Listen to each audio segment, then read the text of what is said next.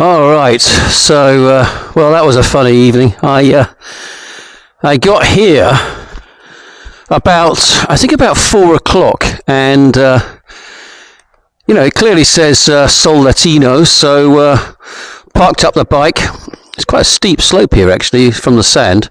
Parked up the bike, walked in there. There's no one around, and I go to room 2. And I go in there, use the shower, use the toilet, generally unpack everything, make a mess everywhere as always. And I thought to myself, right, I'm getting hungry. I better start walking into town and looking at the map where to go. I say town, it's a small village with not much in it. So I looked at the map and it said Sol Latino 2, which is what I was aiming for, is up there. And in fact, so I walked up there, and that sort of just before that blue building in the distance on the right, you can see some sort of creamy coloured houses. That's actually part of the same complex. But of course, without communication, I didn't know where I was going. So I thought, well, blimey, I think I've gone to the wrong place to use the room.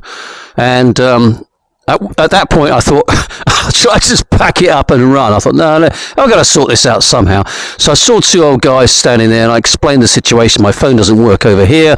Can they ring this number? The guy says he doesn't have a phone. He says, but no problem. He knows the people. This is all in Spanish, of course. So he comes with me. He walks me across to a really nice building there, knock on the door. Everyone's having a little siesta, just getting up, basically. And I explained to them, and then they just laughed their head off. She told her husband, he brought the daughter out, and they were laughing and laughing, said, no, you were in room 5.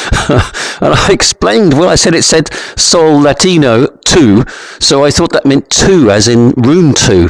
And she said, no, Sol Latino 1 is here, and Sol Latino 2, because there's 2 blocks, but you're in room 5. Anyway, she said, you've got a better room, and it's no problem tonight. So we had a laugh about it, and I spent the night there, and I did walk into town eventually, and I did find petrol stations serving some sort of chips and something. I think it was like a McDonald's breakfast. It wasn't terrible, so I had that and a bottle of water, and then a very early night. So it was quite funny, as I say. So it's never easy, all these places you go to. Right, okay, dog, you better move out the way, because I'm coming down there somehow. Actually, I'm going to turn it round. It's so steep. The camera never picks up this steepness, but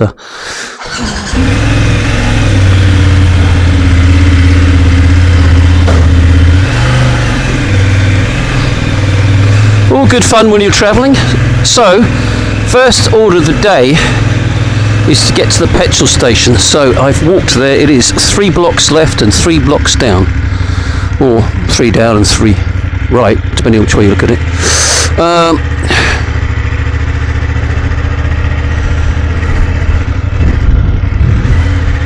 Yes, quite funny. Not a lot to see really, but it's interesting to note that the people who own those 2 blocks of hotels, they've got that really nice coloured house there. Salmon coloured, I guess you'd call it. So that was a funny evening. They were nice, very nice people. They'll be telling that story for years. Some crazy Englishman just walks in. All the doors are unlocked, all the keys are... She said, we don't worry about it here, there's never any theft. It's a bit like, I guess, Britain in the old days, or many places in the old days. People just left the doors unlocked. I know my dad used to, never worried about it. He once went on holiday for 2 weeks to Spain with all of us, and left the house completely unlocked. And a good friend of mine, Ian Taylor, he came round and made himself a cup of tea. He said it was quite funny. He said, when I caught up with him, he said, yeah, walked in, everything's unlocked, made myself some tea, and went off. So never used to worry about it much. These dogs are absolutely everywhere. They don't seem to care at all. 1 more block down, I think. I think they sleep during most of the day. When I walk around, they're just asleep.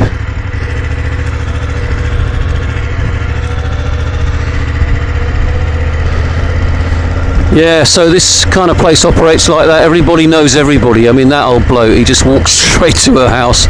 They all said hello, and she just said, oh yeah, someone always sorts these things out.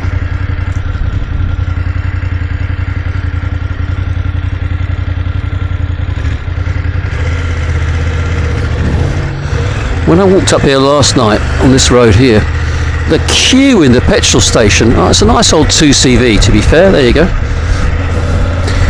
was huge. I'm hoping it's going to be a lot less today because it was a massive queue coming in, and maybe it was just that time, 6 o'clock, I don't know.